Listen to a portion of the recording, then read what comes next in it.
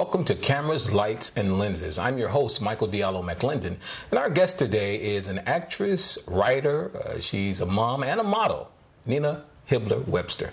Nina, thanks for joining us today. Thank you for having me. Now, Nina, I've known you as an actress, and I know you do a lot of different things, but you've been modeling perhaps the longest, I think. When did you start modeling?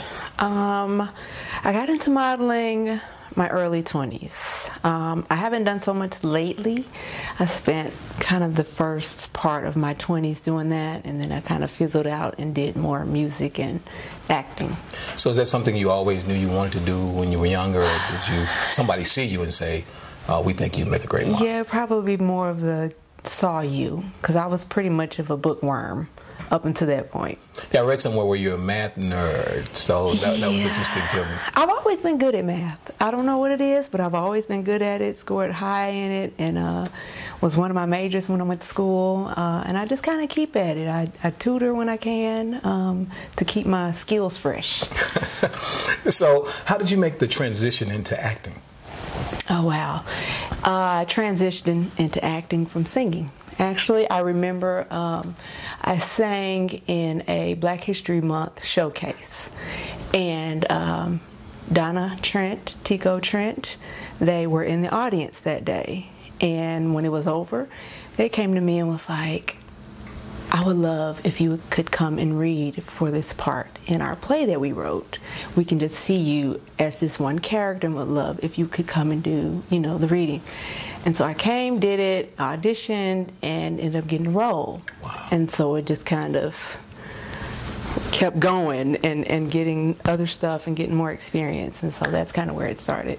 Now, in that particular play, you're a nice person, but I've seen you in, I think, webisodes and maybe even movies where you've played these evil, villainous characters. Yeah. Is that hard for you? Because I definitely don't see you that way, but you're convincing when I see it on screen. Is that hard for you to do those? It's fun, actually, because you don't get to be that way. I don't know, it's fun because you get instant gratification. So some of the people that I act with more often, we get that, I make them mad on purpose. So it's like, I want to see you get angry for real. That way I know I really did my job. And even after shows, when people say, oh my God, I hated you, you know that they're being honest. People say, oh, you were great, and not really mean it.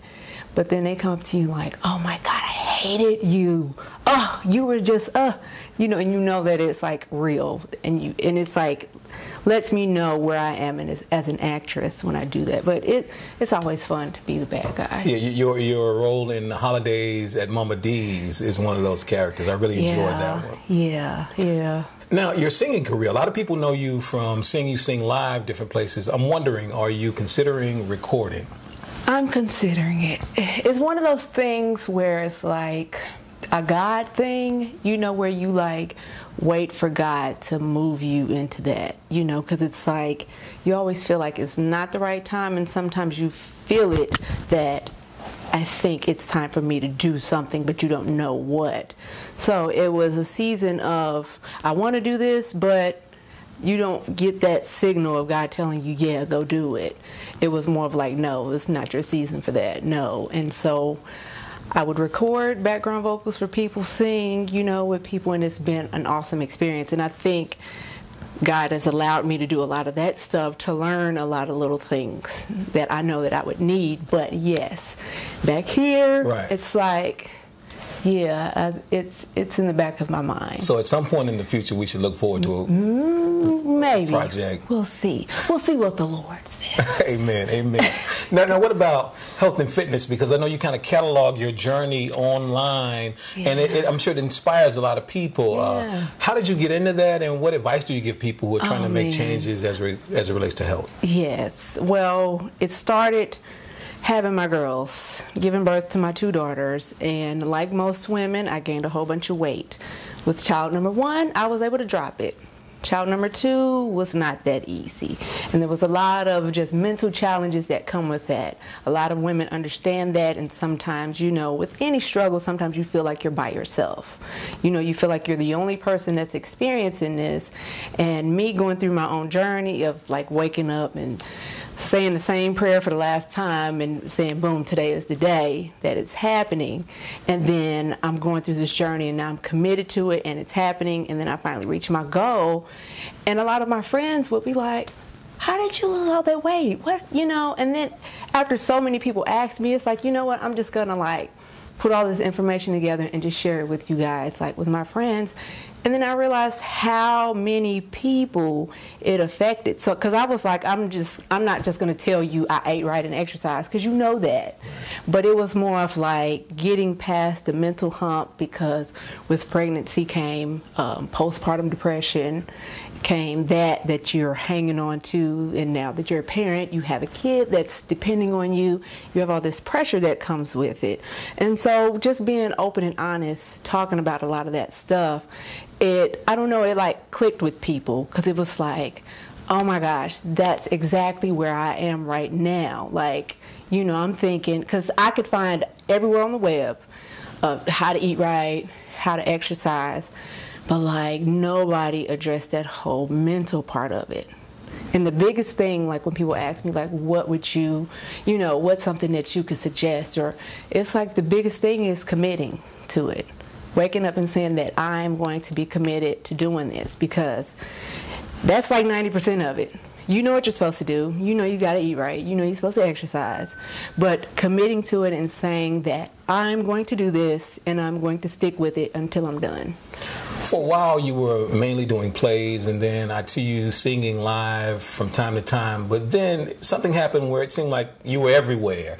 Was there a turning point in your career where you felt like things started to really take off for you?